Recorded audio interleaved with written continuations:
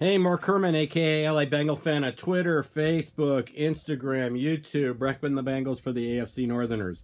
Well, I know that was an illegal pick to end the game that gave them the touchdown with Antonio Brown, but they would have had a field goal shot, although I like our chances better with their kicker than with AB. But, guys, we can't ever expect the refs to give us a call. Ever. Okay? I mean, we didn't get one holding penalty called on the offensive line of Pittsburgh. There were plays today where you just had Geno Atkins. You saw the hands up in the pads holding guys. No calls. So, like I said, we have to take care of stuff ourselves. We're not a darling of the league. They don't like us. So we're never, ever going to get a call on the field. It was our job to put this game away. We had multiple opportunities to really, we moved the ball just, and I'll get into this. We talk about situational football, and we just didn't do it today. Let's start with the good. There was some good today, aside from the, obviously not the final score, but much better on special teams. Alex Erickson really gave us a couple great kick returns. That's the good. We'll get to the bad on one of those kick returns in a second. Great answer right before the halftime where we gave up a touchdown to Pittsburgh, and we came down. Great kick return by Alex Erickson, and we go into the locker room having scored a touchdown on our last possession of the second half. Want to comment that Boyd is just turning out to be just an absolute stud. One of the offseason notes, we have to extend him now. So at the end of the season, he needs to get paid. And relatively clean game in terms of no fighting or really any cheap shots, I don't think, throughout this game. The bad. I talk all the time about scoring right before half and scoring coming out of the half. Alex Erickson gives us a kick return, puts us on the Pittsburgh side of the field, right coming out of the locker room in the third quarter, and we go 3 and out.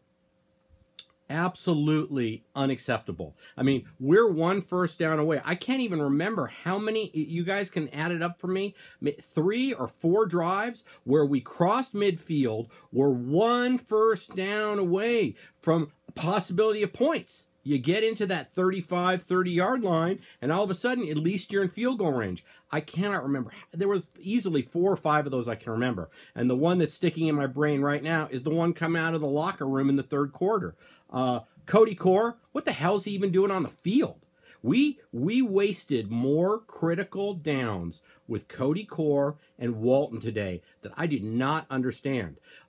We had a play where Tyler Boyd on third down needed to, and this was another one of those plays. We had crossed midfield, second down, we run with Walton for a 1-yard loss or no gain, and then Boyd is forced on third down to have to make a acrobatic catch, which he made a few of today, but he doesn't make it. That 3 and out or that stalled drive is all a result of that second down call with Mark Walton, or the Cody Core drop, or the Cody Core not running the right route. I mean, what the hell is Cody Core even doing on the field, and why are you throwing him the ball?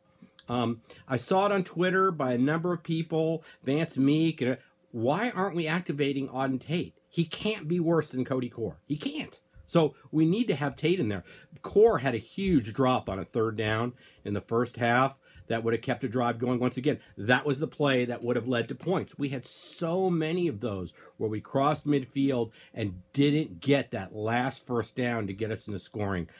That's a situational football I'm talking about. Making the play when it counts. We did not do that today. We didn't do enough of it today. We did the good. We'll go back to the good for a second. Love the way this team responded at the end of the game, driving downfield and scoring. Obviously, you could check my Twitter feed with 1:18 left and 3 timeouts. I said we left too much time. I knew it. I think every Bengal fan kind of knew it. So horrible tackling. We just had some Connor. We would hit him and hit him. And just terrible tackling. And Vance McDonald, another guy. We still can't tackle, can't get off the field. Now, I know that our secondary was decimated today. Denard got hurt. We had Jackson on and off the field at times, but just terrible, terrible tackling today. That continues. Couldn't get off the field on third down. That continues. And the D can't hold the ball. I mean, even when the Steelers got a touchdown drive or got into field goal range, we actually held them to a field goal on that drive. But the play before it, William Jackson III had a chance to intercept the ball. If our DBs and our linebackers could catch the football, Tez dropped one today, we'd be leading the league in interceptions. I mean, it's just amazing how many drop balls we have. So in the end, the Bengals did not do enough to win. Like I said, the game ended on a terrible. It's just typical. You see the pick play and they don't call it, and you go, okay, we didn't get any holding calls. We did a blatant pick call in the end of the game. That's just, we can never ever leave the game in the hands of the officials. You just can't. And the holding call, there was a holding call on William Jackson III that didn't happen, and there was such a ticky-tack. You don't call that pick play, but on one of the Steeler drives, you called Dre, or the last drive, you called Dre for a ticky-tack. I mean, it was nothing.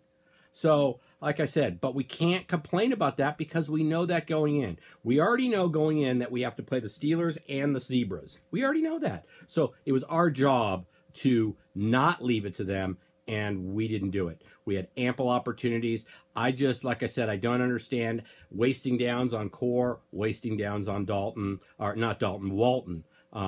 Dalton, once again, showed he's clutch at the end of the game. So it is what it is. I said before this was a game. It wasn't a must-win numerically, but it was a game we needed to make a statement, and I don't think we made it. And so now we get to listen to, a couple months. Well, I will stop watching, but we'll listen to a couple months of the analysts saying we're not real, and we go next week into Kansas City in prime time. That's not a high probability of a win game. I think that we come back 3-2 or 4-3, and we have to beat Tampa Bay to be 5-3 going into our bye. We're going to learn a lot about this team as we get this week. How they respond, how we look. Not looking for us to win in Kansas City, but I'm looking for us to play hard, and we have to come back. Tampa Bay at home is a must-win game in 2 weeks, and at least we can go into our bye at least 5-3. So had a real big chance today to deliver a serious body blow to the Steelers, and we just didn't do it. And it's sad. It's sad for all of us. I could see the comments on Twitter. I know we're all kind of bummed. There's nothing else you can do. With that, I will say, as I always do, fuck Mike Brown till we get back to the Super Bowl, and fuck Marvin Lewis till we win a playoff game and get us back to the playoffs, god damn it. There were a few of those, and I don't know if I'm the only one. You guys can tell me in the comment section, but there were some of those fourth downs where we were at the 40, 42, 43-yard line where I wanted to go for it.